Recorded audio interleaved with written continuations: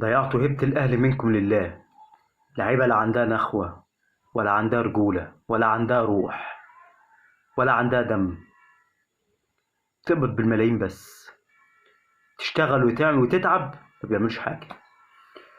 هيبة النادي الأهلي اللي أجيال أجيال ورا أجيال بنوها وتعبوا فيها وعرقوا فيها، جيل ملوش لازمة ضيعها. النادي الأهلي اتغلب 5 مرتين من صن داونز في أقل من 5 سنين. ليه؟ ليه يعني؟ ريال مدريد. كفاية شماعات بقى، كفاية حجج بقى. مش النادي الاهلي اللي يقول كل شويه حجج الساعه 3 العصر، اصل الشمس، اصل مش عارفين نشوف، اصل لا في اجهاد، اصل راجعين من كاس العالم للانديه. كفايه حجج.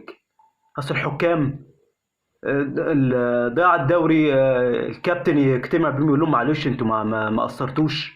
ايه ايه الكلام ده؟ ايه الكلام ده؟ ايه اللي بقى، ايه اللي احنا بقينا فيه ده؟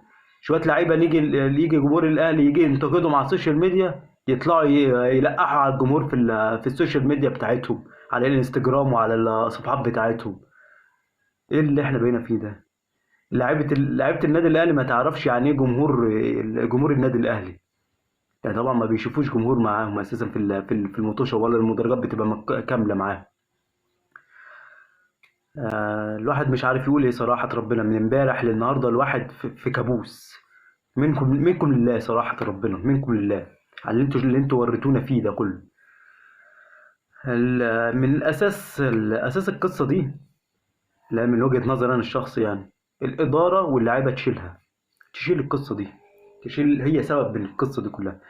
لما الإدارة تتغلب في فرقتها تتغلب 5 مرتين من نفس الفريق، وما تكونش وقفت على الأسباب الخسارة من الخسارة الأولى، يبقى دي أسباب فشل إدارة.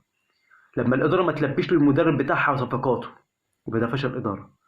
لما الإدارة سايبة السايب في السايب للعيبة، يبقى ده فشل إدارة.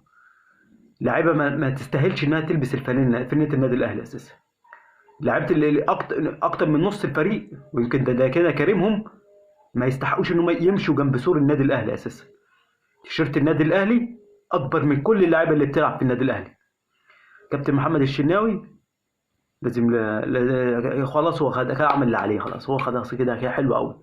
امبارح 5 شوط اتشط عليه على المرمى، 5 تجوال. لو اتشط عليه تلاجة كان جاب جول. القصة مش قصة صعود، القصة مش قصة صعود، مسألة تصعد ما تصعدش، هي مسألة إن الأهلي اتغلب. القصة كلها إن مفيش نخوة، مفيش رجولة في الملعب. إن الواحد بيتفرج على الماتش وعارف إن الأهلي هيتغلب كتير. ليه؟ ليه؟ ليه بنفس الأخطاء اللي بنخطأ فيها دي؟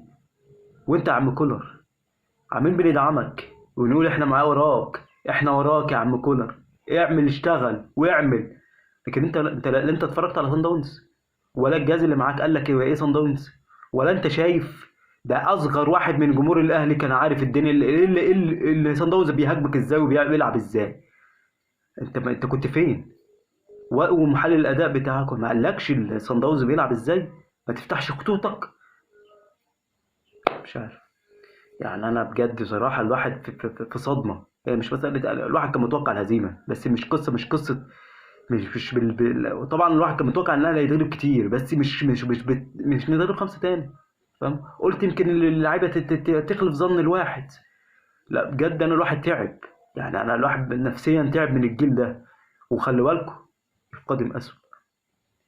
شوفوا الناشئين في كل الفرق، ومنتخب مصر للشباب لسه خير دليل. الدنيا هتبقى خربانه للكره المصريه عامه. اللي شمتان بقى واللي بيحفل والكلام ده كله، حفل يا باشا براحتك، واعمل اللي انت عايزه، حقك، عيش حياتك. تمام، بس اوصل افريقيا، اوصل الدور اللي جاي. تمام. والخمسه اللي انت بتعايرنا بيهم دول، انت ضربت 5 كتير. مش هقول لك الفرق التانية، انا لسه غلبك السنه اللي فاتت 5. تمام. خلي كل واحد يعيش حياته. احنا دلوقتي خلينا في فرقتنا اللي بقت الدنيا فيها، اللي هيبته راحت، اللي هيبة النادي الاهلي راحت. هيبة النادي الاهلي راحت من شويه اشباه لعيبه، انصاف لعيبه. حسبنا الله ونعم الوكيل.